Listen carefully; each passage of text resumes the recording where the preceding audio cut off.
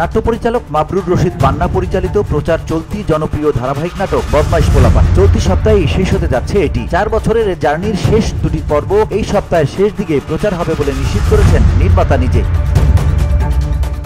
নাটকটির গল্প ভাবনা পরিচালকের, রচনা করেছেন মোসাব্বের হোসাইন মুঈদ। 4টি সিজনে মোট 88 পর্ব প্রচারের মধ্য দিয়ে ধারাবাহিকটির প্রচার শেষ হবে। নাটকটিতে বিভিন্ন চরিত্রে অভিনয় করেছেন ফজলুর রহমান বাবু, মারজুক রাসেল, আয়েশা সালমা মুক্তি, বাপ্পি আশা, প্রত্যয়, মাহিমা, রিয়া বর্মন, তানজিম হাসান অনিক, রায়হান খান, রাশেদ ইমরান সহ প্রায় অর্ধশতাধিক নবীন প্রবীণ শিল্পী।